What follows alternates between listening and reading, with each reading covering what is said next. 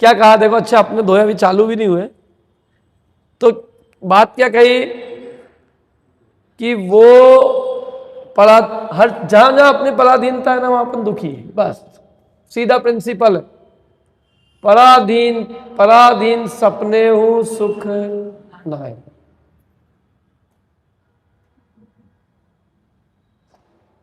मेरी जीवन गाथा पढ़ी आप लोगों ने?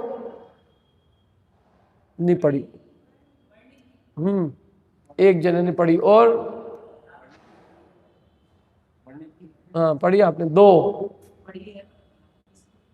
उसमें एक उन्होंने अपने जीवन का एक कथानक बताया है कि एक बार उनको खीर खाने की इच्छा हुई, तो उन्होंने अपनी माँ थी चिरंजाबाई धर्म माता, उनसे कहा कि मेरे को खीर खाना है।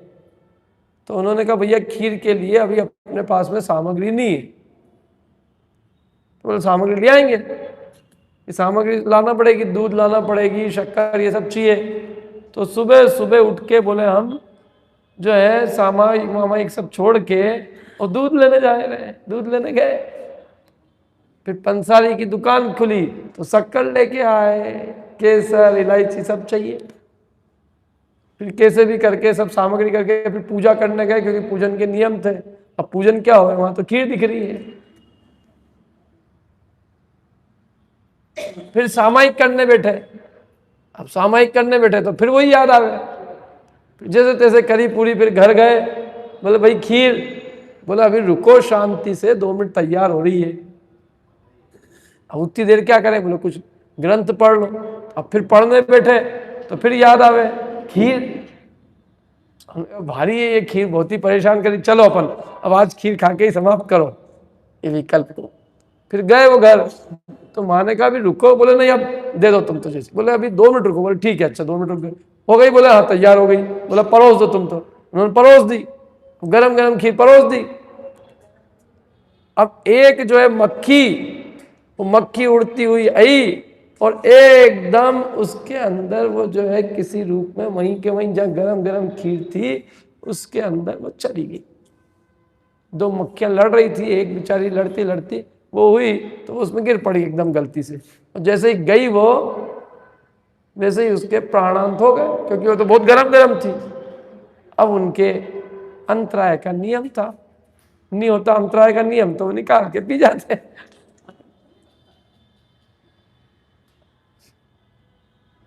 अब वो क्या हुआ, अंतराय का नियम, तो क्या करें? तो उन्होंने लिखा कि हमको खीर तो मिली नहीं, और पूरे जो हमने सुबह से शाम तक, सुबह से दोपहर तक जो हमारे विकल्प हुए वो जरूर हमको मिले। तो बोले धिक्कार है ऐसी खीर को कि जिस खीर के लिए हमको कितनी सामग्री जोड़नी पड़ती है, पूरा सब काम करना पड़ता है, और फिर उसके बाद भी वो मिल जाए कि नहीं मिल जाए उसकी कोई गारंटी नहीं है। एक बोले एक मक्खी ने हमारे खीर के सुख को छीन लिया। हम अपने आप को बहुत बड़ा समझ रहे, ये कर लिया हमने, ये कर लिया। बोले एक मक्खी हमारे खीर के सुख को छीन सकती है। खूब लिखा है उन्होंने उसके बारे में। आप लोग थोड़े पढ़ते कम हो एक्चुअल में, ये बात तो है। क्या प्रथमान योग, सब जो इतनी शास्त्र के भंडार भरे पड़े हैं, अब क्या बोले अपन। क्या शिक्षा तो बहुत आवश्यक है। मेरी जीवन गाथा मैंने कम से कम 40 बार पढ़ी होगी, मैंने कम से कम। क्या मेरे को जब भी खाना खाने के बाद नींद आती थी तो मैं उसको खोल के बैठ जाता, तो मेरे को बहुत रुचि थी। तो इसलिए थोड़ा बहुत पढ़ लिया करो, क्योंकि मैं बताऊं कैसे आपको, वो जब तक वो चीज ही नहीं पता हो किसकी बात कर रहा हूं, उनका नाम ही नहीं मालूम कई लोगों को। तो एक तो ना तो इतिहास मालूम है, आजकल की स्थिति जो ऐसी है, मेरे को कभी कभी लगता है, कई खैर अब ज्यादा नहीं बोल सकते, लेकिन बहुत बड़े लोगों को ही देख के मेरे को बड़ी चिंता होती है कि क्या है, जब बड़े लोगों की स्थिति है तो इनकी आगे की पीढ़ी की क्या स्थिति होगी। क्या, और सबसे बड़ा समस्या क्या है कि जहां अज्ञान होता है वहां अज्ञान को, मतलब उस अज्ञान के कारण व्यर्थ की बातें होती, व्यर्थ की फालतू की बातों में उलझता आदमी। ज्ञान सबका समाधान है, ज्ञान सबका क्या है, समाधान है। और ज्ञान नहीं होगा जहां भी, तो अपन कैसे उसको शास्त्र का आधार देके बताएंगे कि देखो भैया इसमें ये लिखा है, इसमें ये लिखा है, ये यथार्थ है।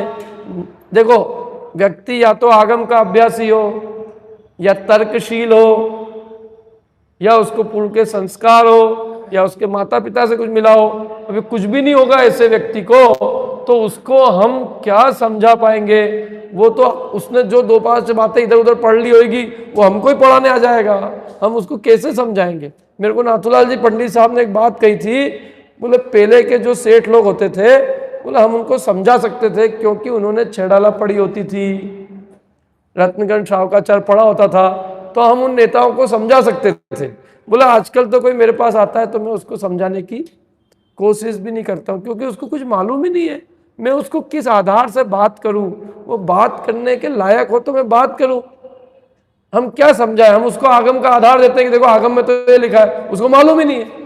उसका तो अपना खुद का दूसरा कोई आगम है, और उसका आगम क्या है? जो उसने सुन रखी, मैंने उनसे सुन रखी, मैंने वहां सुन रखी, मैंने वहां सुन रखी, मैंने वहां सुन रखी।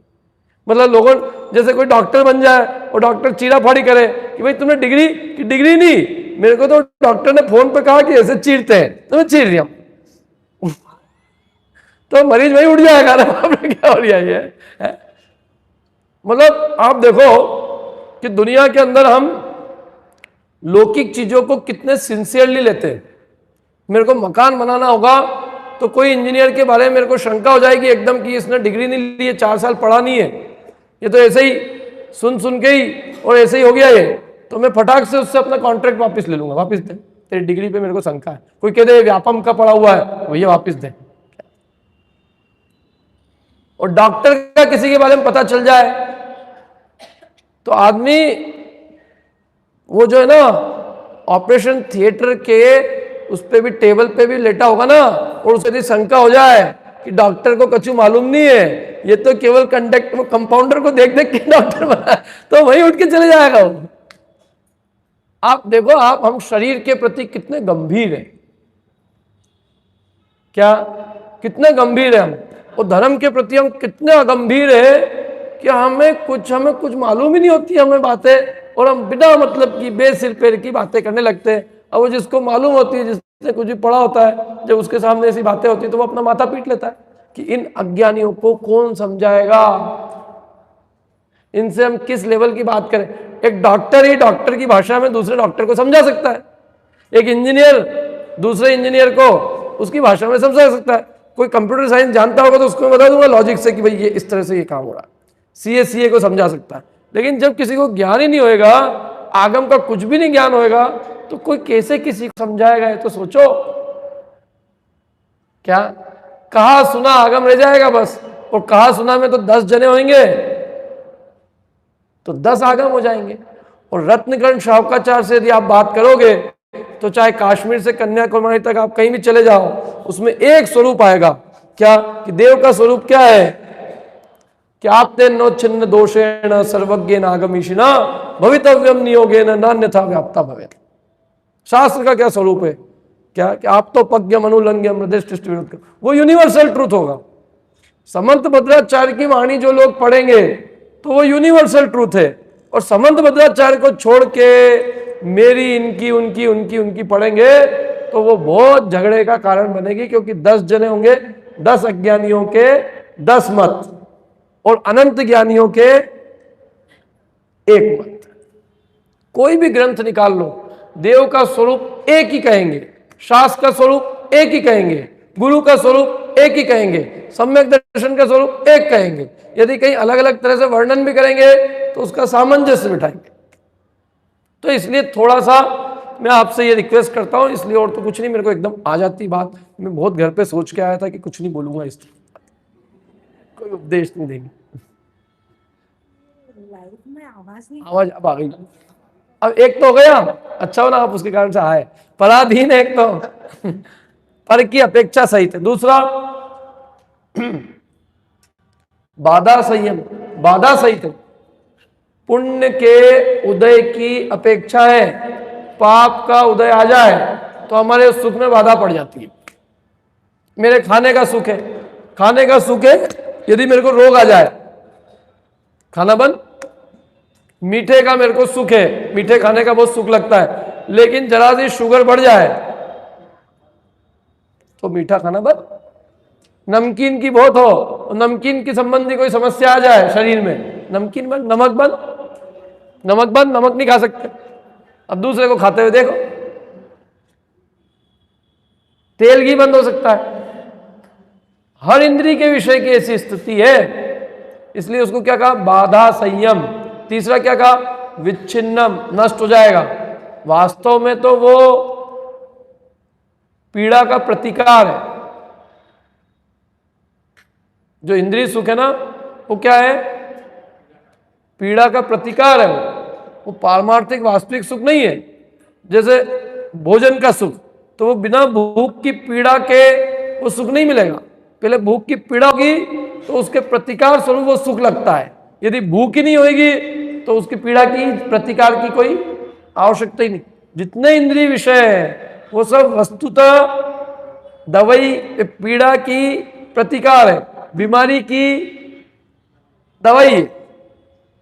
स्वाभाविक सुख तो वो है जिसमें कोई प्रकार की बीमारी नहीं हो, पीड़ा ही नहीं हो, स्वाभाविक सुख है। तो दूसरा विशेषण क्या हुआ, तीसरा क्या हुआ, विच्छिन्नम, पाप का उदय उसको नष्ट कर देगा। बीच बीच में बाधाएं भी आती रहेगी और पाप का उदय आएगा, सारा चले जाएगा। अच्छे अच्छे देव मर के एकेंद्रीय हो जाते हैं। शाश्वत तो ही नहीं हो, नष्ट होने वाला विषय सुख। इंद्रिय ही नहीं रहेगी तो विषय सुख कहां से रहेंगे। इंद्रियों के अधीन है, पीड़ा के अधीन है, खाने का सुख भूख के अधीन है।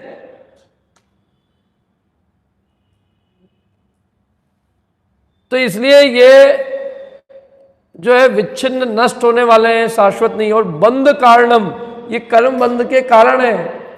भयंकर कर्म का बंध होता है।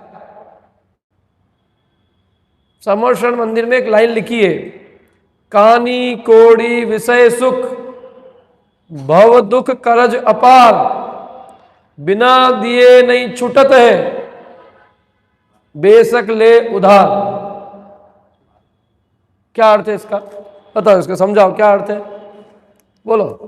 कानी कोड़ी विषय सुख, विषय सुख की कीमत कितनी है, कानी कोड़ी जितनी, और उसके बदले में जो कर्ज मिल रहा है वो क्या है, भव दुख करज अपार। संसार के अनंत दुखों का कर्जा मिल रहा है उस कानी कोड़ी के पीछे। कोई अपने को एक कानी कोड़ी दिख रही है और करोड़ों के लेख पे अपना अंगूठा लगवा रहा है। क्या 1 रुपया दिया उसने और 1 के आगे 10 जीरो लगा दिए और अपने से कहा अंगूठा लगाओ बाबूजी, लगा दिए। कहानी कोड़ी है, कोड़न को खत लिख देते हैं, ऐसे मूलक राज जगत में देखी। तो ये तुच्छ विषय सुखों के पीछे घोर कर्म बंध को बांधता है और जिससे केंद्रीय आदि पर्यायों में घोर दुख को भोगता है। जिसको अमृत चंद्राचार्य देव की भाषा में मैं कहूं तो घोर दुख का समुद्र इसके निकट है, घोर संसार इसके निकट है, घोर संसार। और विषमम माने अपनी इच्छा अनुसार नहीं मिलता है। जब अपने को इच्छा होती है तो मिलता नहीं है, और जब अपने को मिलता है तब इच्छा नहीं होती। जब अच्छे खासे खाने की ताकत खूब थी, जिसको कहते हैं ना, जब हमारे दांत थे तो चने नहीं थे, और जब चने आ गए खूब तो दांत ही गायब हो गए। जब हम घी खाने के लायक थे तो हमारे पास घी खाने का टाइम ही नहीं था, घी भी नहीं था। अब आज जब हमारे पास बहुत घी हो गया है तो हम खाने लायक ही नहीं बचे। तो इसलिए ये विश्व में अपने इच्छानुसार नहीं मिलता। तो ये 5 विशेषण उन्होंने दिए। ये मैंने आपको एक गाथा पढ़ा दी। कौन सी गाथा आप याद रखना, सपरम बाधा संयम विच्छिन्नम बंध कारणम विषमम जम इंद्रिये इमलद्धम तम सौखम दुखमेव तहा। दुखमेव, एव माने ही, वह सुख वास्तव में दुख ही का है। जो इंद्रियों से प्राप्त सुख है वो वास्तव में दुख ही है। अब अपन बात करते हैं थोड़ी बहुत यहाँ सुख की। तो इसलिए अपन को अभी मोक्ष सुख समझना होगा, मोक्ष सुख समझना होगा। मोक्ष सुख क्या है? देखो, मोक्ष में इंद्रियों के विषयों की पीड़ा ही नहीं है। जब पीड़ा ही नहीं है तो उसके प्रतिकार की भी कोई आवश्यकता ही नहीं है। जब रोग ही नहीं है तो उसकी दवाई की कोई जरूरत नहीं है। तो सिद्धों में सहज स्वाभाविक निराकुल आनंद है क्या? और यहां जो सुख है ये तो आकुलता रूप है, तो विषय तो वास्तव में हमारी पीड़ा के प्रतिकार स्वरूप है। वहां जो सहज निराकुल आनंद है उस सुख की उपमा किसी से दी नहीं जा सकती। अब अपन थोड़ा उसका वर्णन पढ़ते हैं। देखो, आपको मेरे को खास तो अष्टक पढ़ाने थे, आपने निकाल लिए क्या 162 नंबर का? चलो अपन देखते हैं, जितना टाइम होगा उतना कर सकेंगे। मैंने दूसरा विषय ले लिया, सोच के कुछ और आया था मैं। न हो परिणाम विषय कछुके,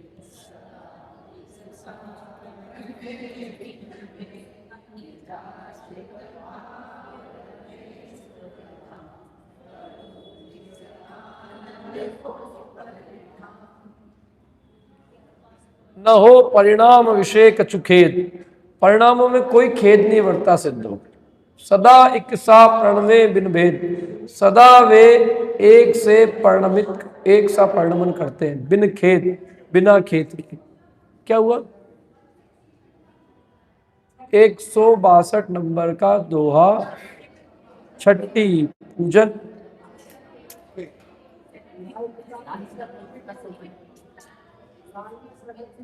लाल वाली किताब में 72 पेज नंबर पे देख लीजिए।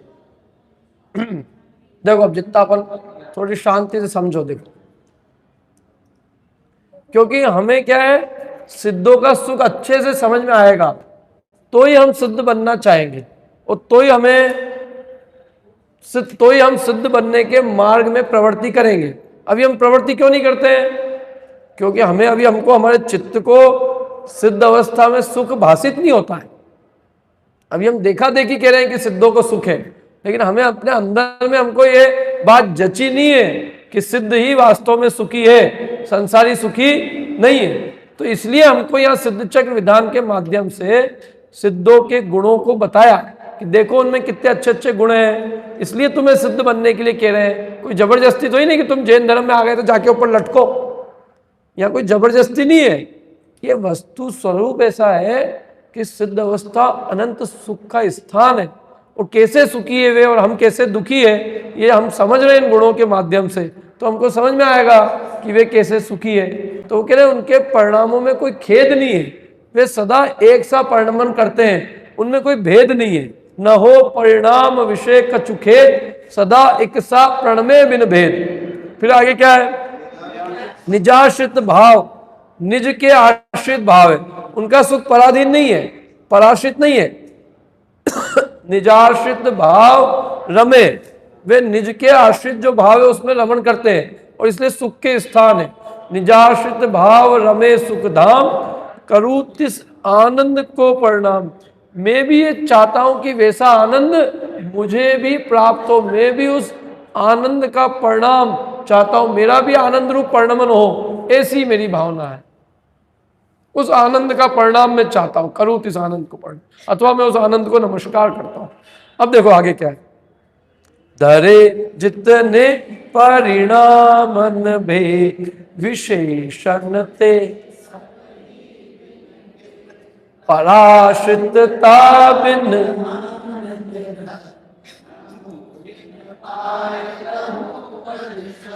और कभी आपके पास किताब नहीं होना और आपको कोई बोले कि अर्घ बोलना है, तो आप केवल दोहे को ध्यान से सुनो तो आपको वो मंत्र मिल जाएगा। जैसे इसमें क्या कहा? पराश्रितता बिन आनंद धर्म, तो आप बोल दो हाथ मीच के, ओम ह्रीम आनंद धर्मात्मकाय सिद्धाधिपते नमः अर्घम निपाम तीसा। सब छुपे हैं उसमें, वो पढ़ते ही नहीं ध्यान से। उन दो पंक्तियों में सब छुपा है, आप ध्यान से उपयोग लगा के सुनो तो आपको पता चल जाएगा कि कौन से गुण की चर्चा है। अगला जैसे परमानंद धर्मात्मका है, तो उसमें भी है यही वर्णे परमानंद धर्म नमो तिन्हा, सब में। आगे साम्य है तो साम्य का वर्णन किया है, कभू परसो कछु द्वेष न होत, कभू पुनि हर्ष विशेष न होत। द्वेष भी नहीं होता है, हर्ष भी नहीं होता है, इसी का नाम तो साम्य है। यही तो है। रहे नित्य ही निज भावन ली, नमु पद साम्य स्वभाव सुनी। साम्य स्वभाव का आ गया वर्ण, सब है उसमें, बस वहीं रुको और थोड़ी देर सोचो, देखो अच्छे से देख लो। क्या 1 सेकंड बस उसमें देखो, ढूंढ लो तो मिल जाएगा चीज कि किसका वर्णन किया है। साम्य स्वभाव का वर्णन किया है, आनंद धर्म का वर्णन किया है। क्या, क्योंकि मैं सब तो बता ही नहीं सकता ना, मैं आपको जो क्लू देता हूं, क्लू पढ़ना कैसे इसको वो मैं सिखा सकता हूं बस, बाकी तो पढ़ना आपको ये 2040 तो मैं पढ़ के बता भी नहीं सकता। क्या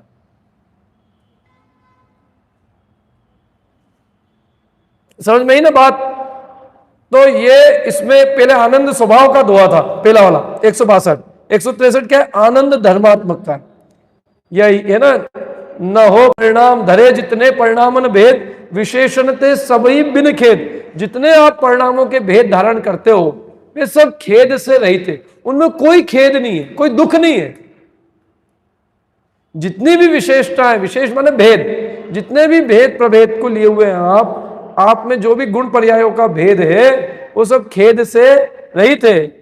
क्या रहे पराश्रितता, और फिर वापस वही बात है कि आप में चूंकि पराश्रितता नहीं है इसलिए आनंद धर्म स्वरूप हो। पराश्रितता बिन आनंद धर्म, क्योंकि अपना प्रिंसिपल हो गया, जहां भी पराश्रितता होगी वह आनंद नहीं होगा। अब आप में पराश्रितता नहीं है इसलिए आप में आनंद धर्म। पराश्रितता बिन आनंद धर्म, नमु तिन पाए।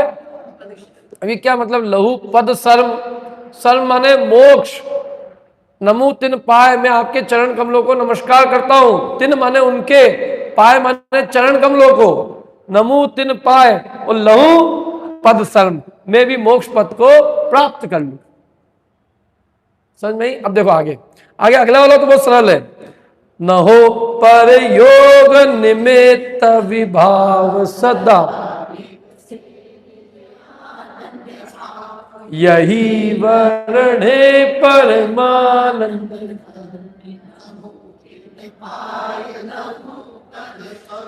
वही नमु तिन पाए लहू पद सर्म तो कॉमन हो गया।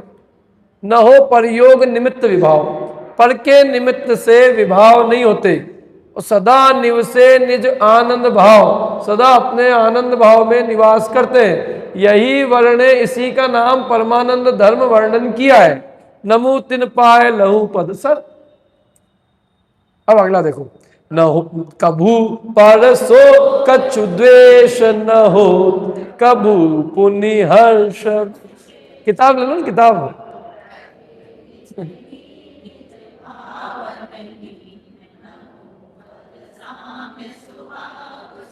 किताब ले लो, बिना किताब के कुछ पता नहीं चलेगा। डॉक्टर साहब किताब तो ले ही लिया करो। मैं बिना किताब के पढ़ाता ही नहीं हूँ। शुरू का थोड़ा प्रवचन हो तो मैंने आज दे दिया ऐसे ही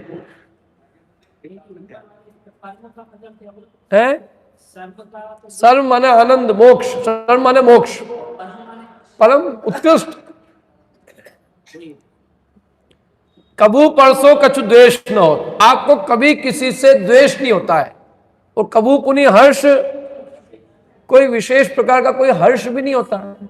रहे नित्य ही निज भावन लीन, आप तो सदा ही अपने निज भाव में लीन है। ऐसे नमो पद साम्य स्वभाव सुलीन, ऐसे साम्य स्वभाव रूपी पद में जो आप लीन है, समता के स्वभाव में जो आप लीन है, ऐसे पद को मैं क्या करता हूं, नमस्कार करता। निजाकृति में नहीं लेश कशा, अमूर्ति शांतिमय सुखदाय।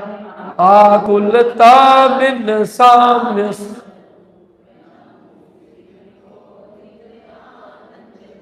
साम्य स्वरूप आया कि नहीं आया? बस बोल दो, ओम ह्रीम साम्य स्वरूपाय सिद्धाधिपते नमः अर्घम निपामति स्वाहा। क्या अरे सब है उसके अंदर, उसके अंदर छुपी हुई है वो चीजें। दूध में मक्खन है, घी भी है। क्या इन चीजों में सब कुछ है? देखो, निजाकृति में नहीं लेश कषाय, हे प्रभु आपकी आकृति में इतनी सी भी कषाय भाव नहीं है, निजाकृति में नहीं लेश कषाय। कैसे आप अमूर्तिक है, शांतिमय है, सुखदायी है, कोई आकुलता नहीं है। आकुलता के बिना आप कैसे साम्य स्वरूप है, आकुलता बिना साम्य स्वरूप, समता स्वरूप ही है आप। और नमो तिनको नित आनंद रूप, मैं आपको नमस्कार करता हूं। आप सदा कैसे आनंद स्वरूप है, ऐसे आपको नमस्कार। अब अगले जो दो है ना, ये थोड़े से इसके लिए थोड़ा सा गुण पर्याय का, धर्म आदि का ज्ञान होना जरूरी है, थोड़ा सा न्याय का ज्ञान होना चाहिए। और न्याय अपने समाज में कोई नहीं जानता है, गिनती के पढ़ने लिखने वाले लोग रह गए अब, लेकिन न्याय के बिना इसको समझाना थोड़ा कठिन है। फिर भी मैं बिना न्याय के आधार के आपको समझाने की कोशिश करूंगा। अनंत गुणात्म रूप विधि आप धरे बहुभा, सभी कुमति करी हो।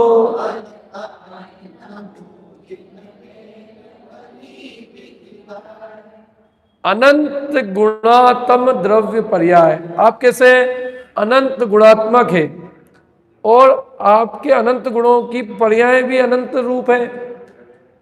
इसलिए एक आपकी मतलब एक एक द्रव्य में गुण कितने हैं? अनंत। एक गुण की तीनों काल की पर्याय कितनी है? अनंत। तो ऐसे हे प्रभु आप एक एक गुण की अनंत पर्यायों सहित, जैसे केवल ज्ञान है तो केवल ज्ञान की आप पर्याय कितनी, केवल ज्ञान की पर्याय आप में होती है? अनंत अनंत। केवल ज्ञान की पर्याय मतलब केवल ज्ञान निरंतर प्रवाहित होता है और उसका कभी क्षय नहीं होता है। कितनी अद्भुतता है! क्या आप में नित्य निरंतर नया नया केवल ज्ञान प्रवाहित होता है। जो केवल ज्ञान का भोग आपने किया वो गया, अगले समय नया, फिर नया नया नया। और ऐसे एक ज्ञान के केवल ज्ञान गुण की केवल ज्ञान पर्याय की बात नहीं कर रहे हैं, ऐसे आत्मा में और भी अनंत गुण है। सुख आप में अनंत सुख वर्तता है, दर्शन आप में अनंत दर्शन है, वीर आप में अनंत वीर है, चारित्र आप में छायिक चारित्र है। कितने अनंत, हर गुण आपके शुद्ध हो गए, सभी गुणों की शुद्ध पर्याय प्रति समय प्रवाहित हो रही है। तो आप अनंत पर्यायों सहित है और वो पर्याय अनंत पर्याय एक एक गुण की अनंत पर्याय है और ऐसे गुण भी आप में कितने हैं? अनंत। तो आप अनंतात्मक रूप हो, इसलिए अनंत गुणात्म द्रव्य पर्याय माने अनंत गुण स्वरूप हो अथवा अनंत पर्याय स्वरूप हो। और इसलिए आप द्रव्य की अपेक्षा भी क्या हो? अनंत गुण पर्याय स्वरूप होने से माने अनंत गुण पर्यायात्मक द्रव्य हो। कैसे हो आप? अनंत गुण पर्यायात्मक द्रव्य हो, अनंत गुणात्म द्रव्य पर्याय। यही विधि आप धरे, ये विधि आप धारण करते हैं, यही विधि आप धरे बहुभाय, बहुत भाती है हमको, हमको बहुत पसंद है आपकी दशा। सभी कुमति करी हो अलखा है, जितने कुमति है अन्य मतावलंबी उनके द्वारा आपका स्वरूप लखाता ही नहीं है, जाना ही नहीं जाता है। लेकिन ये जिन वेन जबरदस्त है, नमू जिन वेन भली विधि गाय, कि वो जिनेंद्र भगवान के वचन आपके ऐसे अद्भुत स्वरूप को भी अच्छे प्रकार से गा के माने अच्छे प्रकार से उसका वर्णन कर देते हैं। अब अगला देखो, अनंत गुणात्म रूप कहा, गुणी गुण भेद।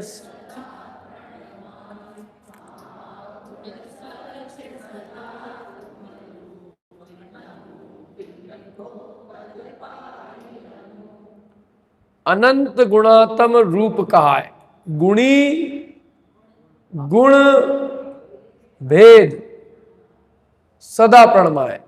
अब ये क्या है? गुणी और गुण का भेद, कथनचित भेद है, गुण गुणी का भेद है, वस्तुगत तो अभेद है।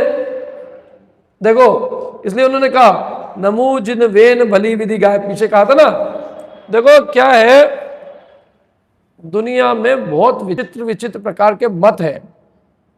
एक मत ऐसा है जो ये कहता है कि गुण गुणी में सर्वथा भेद है, उसका नाम है वैशेषिक मत। वो विशेष माने भेद, वो कहता है सब भेद ही भेद है, गुण और गुणी का सर्वथा भेद है। सर्वथा कहता है, कैसा भेद है? सर्वथा भेद है। तो हमारे आचार्यों ने कहा है कि गुण गुणी का कथनचित भेद तो है लेकिन सर्वथा भेद नहीं है। क्या? तो जो कल भी मैंने बात की थी ना, कपड़े में और वस्त्र में, एक कपड़े में और कलर में भेद है कि अभेद है? कथनचित भेद है, कथनचित अभेद। तो ये कह रहे गुणी गुण भेद सदा प्रणमा है। आप गुणी गुणी भेद रूप से प्रणमित होते हो, माने आप सर्वथा न तो अभेद रूप हो और न सर्वथा भेद रूप हो। सर्वथा अभेद रूप भी नहीं हो, भेद रूप, गुण गुणी का भेद है कथनचित, इसलिए गुण गुणी के भेद रूप आप प्रणमन करते हो। आप में ज्ञान दर्शन सुख वीर्य आदि गुणों के भेद है ना, वस्तुगत है, वस्तु में विशेषता है, तो गुण गुणी भेद भी है। अनंत गुणात्मक रूप कहा है, अनंत गुणात्मक स्वरूप आप कहे जाते हो, गुणगुणी का भेद भी कहा जाता है। गुणगुणी भेद सदा प्रणमा, गुणगुणी के भेद रूप परिणमित होते हैं। और महागुण स्वच्छ, आपके सारे गुण कैसे हैं? स्वच्छता को लिए हुए, निर्मलता को लिए हुए। महागुण स्वच्छ सदा तुम रूप, और नमो तिनको पद पाई अनुप, आपको मैं नमस्कार करता हूं, आपने अनुपम पद को प्राप्त किया है। अब इसके बाद की जो श्लोक है उसके लिए आपको न्याय चाहिए, उसके लिए आपको आत्ममीमांसा पढ़ना जरूरी है। जैन दर्शन की जो कोर फिलॉसफी है, जैन दर्शन की जो मूल तत्व व्यवस्था है, तत्व मीमांसा, वो है आत्ममीमांसा में। उसमें सिद्ध किया है आचार्यों ने कि हम जैनियों ने वस्तु को सर्वथा एक धर्मात्मक नहीं माना है। हमने वस्तु को कथनचित नित्य, कथनचित अनित्य, कथनचित भेद, कथनचित अभेद, क्या कथनचित द्वैत, कथनचित अद्वैत, ऐसे हमने वस्तु को कथनचित शुद्ध, कथनचित अशुद्ध, ऐसे अनेकात्मक रूप माना है उसको। तो इसलिए अब ये क्या है कि अनेक लोगों को बड़ा कंफ्यूजन होता है, वो कहते हैं तुम्हारे यहाँ पे कोई क्लैरिटी नहीं है, तुम जैनियों क्या क्लैरिटी नहीं, तुम संशयवादी हो और हम निश्चयवादी है। हमको तो निश्चय है कि वस्तु नित्य है, बौद्ध कहता है हमको भी निश्चय है कि वस्तु अनित्य है। एक कहता है हमको तो निश्चय है कि वस्तु भेद स्वरूप ही है, और एक कहता है वस्तु अभेद स्वरूप ही है। तो हमारे आचार्यों ने सर्वथा नित्य मानने में क्या क्या दोष आते हैं वो समझाए हैं, सर्वथा अनित्य मानने में क्या दोष आते हैं वो भी समझाए हैं, और ये समझाए कि वस्तु नित्या नित्यात्मक है। ऐसे सर्वथा भाव स्वरूप मानने में क्या दिक्कत है, सर्वथा अभाव स्वरूप मानने में क्या दिक्कत है। मैं कहता हूं देखो कोई भी चीज ले, ये पुस्तक जिनवाणी है, ये जिनवाणी भाव रूप है ना, अपने द्रव्य क्षेत्र काल भाव के भाव स्वरूप है। पेन है, वो पेन में केवल पेन स्वभाव ही है कि उसमें मतलब पुस्तक के अभाव रूप धर्म भी है कि केवल पेन के भाव रूप धर्म ही है। यदि पुस्तक के अभाव रूप धर्म नहीं हो तो वो पेन पुस्तक हो जाएगी। तो इसलिए उसमें भाव भी है और उसमें अभाव भी है, पर वस्तु का अभाव है और अपने द्रव्य क्षेत्र काल का भाव है। यदि नहीं मानेंगे ऐसा अभाव तो वस्तु सर्वात्मक हो जाएगी। तो ये सब समझाया, तो यही बात को इन्होंने यहां लिखा है, अभेद सुभेद अनेक सुएक धरो इन आदिक भेद अनेक विरोधित भावन सो अविरोध। ये विरोध दिखता है, हमारी बात में आपको विरोध दिखता है, लेकिन आप समझोगे तो आपको कोई विरोध नहीं दिखेगा।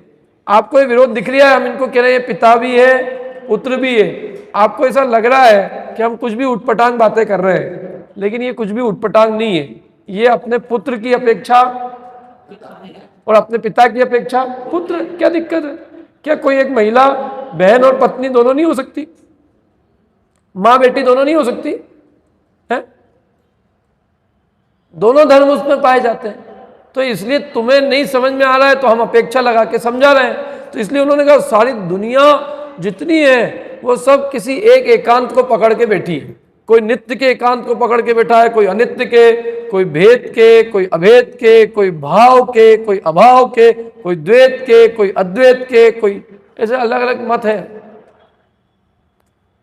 कोई कहता है हर चीज तर्क से ही सिद्ध होगी, कोई कहता है हर चीज आगम से ही सिद्ध होगी।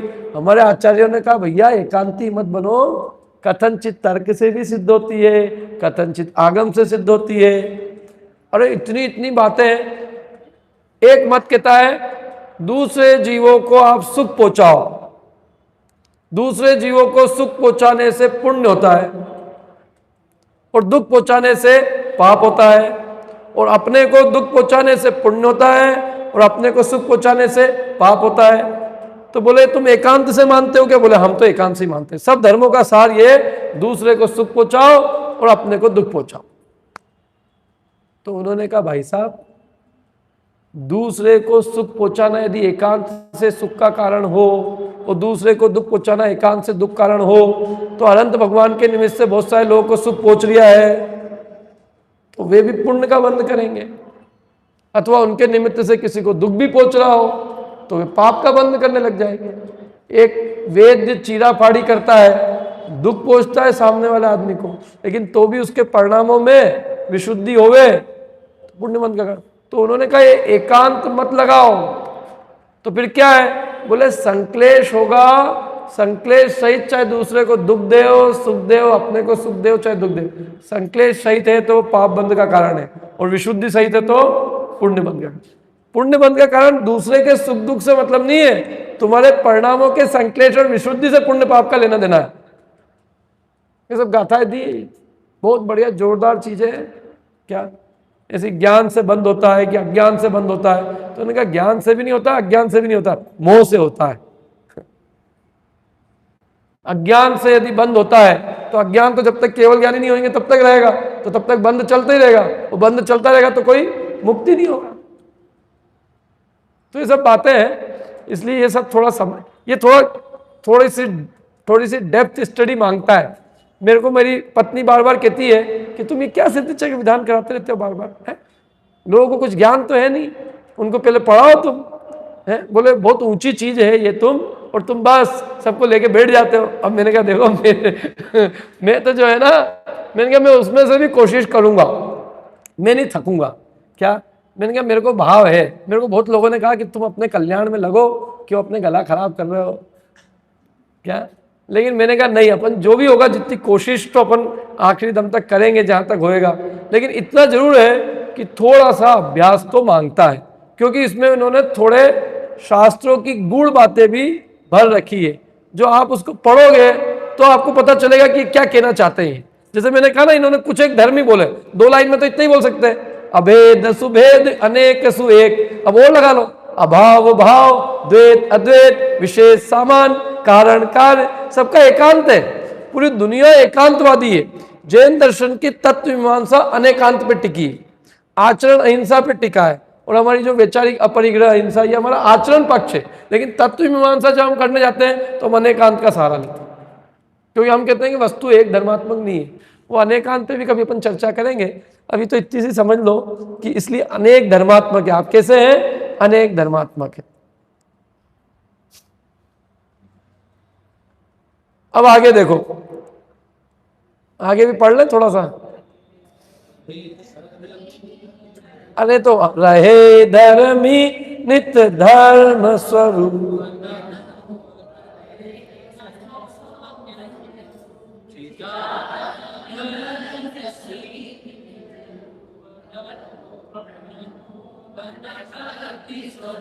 रहे धर्मी नित्य धर्म स्वरूप। जो धर्मी होता है ना, वो हमेशा धर्म स्वरूप रहता है, अपने धर्मों को छोड़ता नहीं। आत्मा धर्मी है, ज्ञान उसका धर्म है, वो छोड़ता है धर्म को। रहे धर्मी नित्य धर्म स्वरूप, न हो परदेशन सो अन्य रूप। वस्तु त्रिकाल में अपने स्वभाव को नहीं छोड़ती, जीव कभी अपने जीवत्व को नहीं छोड़ता, पुद्गल कभी पुद्गल पने को नहीं छोड़ता। ये वस्तु व्यवस्था है। क्या? हम सदा जीव थे, जीव है और जीव ही रहेंगे। हम कितने ही भले ही अनंत काल से हम शरीर के साथ रहे हो, तो भी शरीर का एक भी धर्म आत्मा में नहीं आया, और आत्मा का एक भी धर्म शरीर में नहीं है। रहे धर्मी नित्य धर्म स्वरूप, धर्मी निरंतर अपने धर्म स्वरूप ही रहता है। न हो परदेशन सो अन्य रूप, वो अपने प्रदेशों से कभी अन्य रूप नहीं होता है, वो अन्य के धर्मों को ग्रहण नहीं करता है। ऐसी वस्तु स्वतंत्रता है, वस्तु स्वतंत्र है, नहीं तो पूरी दुनिया एक में हो जाए। क्या? जीव पुद्गल हो जाए, पुद्गल जीव हो जाए, कोई ठिकाना ही नहीं रहे। क्या ये कार्टून में अच्छे लग सकते हैं, लेकिन रियलिटी कुछ नहीं है। कार्टून में तो कुछ भी दिखाए थे, टंकी है घर में, गैस की टंकी, वो बात कर रही है क्या, मकान भी चल रहा है, कोई चेतन है उसको अचेतन बता देते हैं। लेकिन अपने को ये वस्तु व्यवस्था का बोध है ना, अपने को मालूम है कि अपन जिनको घर पे छोड़ के आए, समझ लो अपन अपनी सास को छोड़ के आए, तो अपने को गारंटी की गैस की टंकी नहीं बन जाएगी। ये वस्तु, अब ये काल्पनिक लोक में अपन कुछ भी विचार कर सकते हैं क्या, 100 साल पीछे चले गए, 100 साल आगे चले गए, अरे कहां से चले जाओगे तुम 100 साल आगे पीछे, टाइम मशीन, पिक्चर की मूवी अलग चीज है, वास्तविकता की बात करो है। इमेजिनरी वर्ल्ड में जीने की अपेक्षा वास्तविक जगत क्या है उसकी बात करो। तो जितने जीव हैं उनमें से एक में भी जीवत्व बना नहीं जाएगा। जितने जीव की संख्या अनादिकाल से थी उतनी आज है और उतनी रहेगी। रहे धर्मी नित धर्म स्वरूप, न हो परदेशन सो अन्य रूप। वो कभी अपने प्रदेशों से अन्य रूप नहीं हो सकता है। चिदात्म धर्म सभी निज रूप, चैतन्य के धर्म सभी अपने स्वरूप ही रहते हैं, कभी चैतन्य में अचेतनपना नहीं आ जाएगा। चिदात्म धर्म सभी निज रूप, धरो हे प्रभु आप उनको धारण करते हैं, धरो प्रणमो मन भक्ति स्वरूप। मैं आपको प्रणाम करता हूं, मेरा मन अत्यंत आपके अंदर बहुत भक्ति से युक्त है, भक्ति स्वरूप है मेरा मन। ठीक है, अब एक दो ले लेते, देखो। हीनादिक नहीं भाव विशेष, आत्मिक आनंद हमेश समस्वभा। हीनादिक नहीं भाव, आप में हीनादिकता नहीं होती, कल भी मैंने बताया था। हीनादिक नहीं भाव विशेष, आत्मिक आनंद हमेश, सदा आप में क्या बसता है, सदा आत्मिक आनंद बसता। सम स्वभाव, आपका स्वभाव समता रूपी स्वभाव, सोई सुखरास, और वही सुख की राशि। प्रणमु सिद्ध मिटे भववास, सिद्धों को प्रणाम करता हूं, मेरा भी भव का वास मिट जाए। इष्टानिष्ट मिटो भ्रमजाल, साम्य सुधारस को नित भोग। कितनी बढ़िया कविता है ये, कितनी बढ़िया कविता है। दुनिया में लोग पिक्चर के गाने गाते हैं, पिक्चर देखते हैं, मैंने कहा थोड़ा ये भी गा लो, थोड़ा ये भी देख लो। भाव ही नहीं होएगा कभी पिक्चर में उन कैरेक्टरों को देखने का। एक बार इसका रस लो तो सब रस छूट जाएंगे। कितनी बढ़िया बात की है। इष्टानिष्ट मिटो भ्रमजाल, पायो निज आनंद विशाल, साम्य रूपी अमृत रस को, साम्य सुधा रस को नित भोग, नित भोग। हे प्रभु आप समता रूपी अमृत रस का निरंतर भोग करते हैं। नमो सिद्ध संतुष्ट मनोज्ञ, संतुष्ट है मनोज्ञ है, ऐसे सिद्धों को मैं नमस्कार करता हूं। इष्टानिष्ट की सारी विपरीत मान्यताएं आपकी मिट गई है। न आपको दुनिया में कोई इष्ट लगता है, न आपको कोई अनिष्ट लगता है। हम संसारी इस चक्कर में पड़े हुए हैं, ये हमारी तारीफ कर दे तो हमको इष्ट लग जाए, या हमारी निंदा करने लग जाए हमको अनिष्ट लगने लग जाए। 5 मिनट में ये इष्ट के अनिष्ट हो जाते हैं। पत्नी शांताबाई से 10 बार ज्वालाबाई हो जाती है, फिर ज्वालाबाई से शांताबाई हो जाती है। क्या वही की वही रहती है। लोग पूछते हैं आपके पुण्य के उदय से मिली कि पाप के उदय से। मैंने कहा अभी प्रेम मोहब्बत चल रही है इसलिए पुण्य का उदय है, अभी बाद में लड़ाई हो जाएगी तो क्या पाप के उदय है क्या। कोई अरे ना पुण्य के उदय से मिली है ना पाप के उदय से। पुण्य पाप का उदय तो मेरा है, वो जैसी मेरे को लगेगी वैसा उदय कहा जाएगा। वस्तु में क्या है, वस्तु तो वही की वही है, लेकिन मेरे उदय बदलते रहते हैं कि नहीं बदलते। दिन भर में 10 बार उदय बदलते रहते हैं, कभी अच्छा लगता है कभी बुरा लगता है, कभी इष्ट लगती है वही वस्तु अनिष्ट लगने लग जाती है।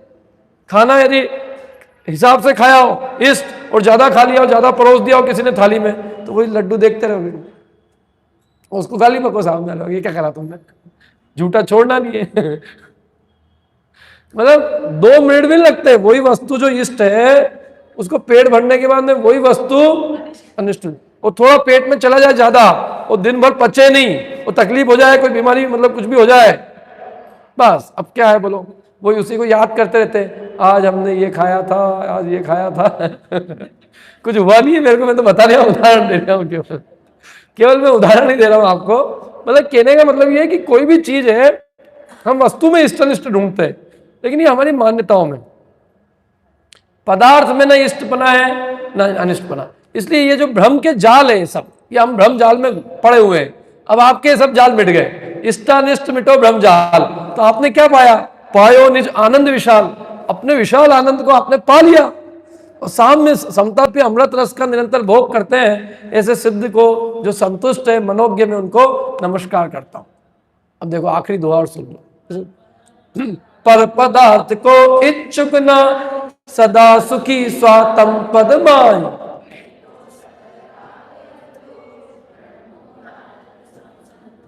सुखी कोई भी जीव कब होगा? पर पदार्थ को इच्छुक नहीं। जब तक पर पदार्थ की इच्छा है तब तक वो जीव दुखी है। कोई भी चीज की इच्छा है, चाह लंगोटी की दुख भाग। पर पदार्थ को इच्छुक नहीं, सदा सुखी स्वातम पदमाई। अपने आत्मा में आप सदा सुखी है। और मेरे भी क्या करो, मेटो सकल राग अरु दोष, मेरे भी सारे राग दोष को मिटा दो भगवान। प्रणमु, आपको प्रणाम करता हूं। आप सम संतोष, समता रूपी संतोष में आप विराजित हो, इसलिए मैं आपको नमस्कार। ठीक है, बाकी कल करेंगे। है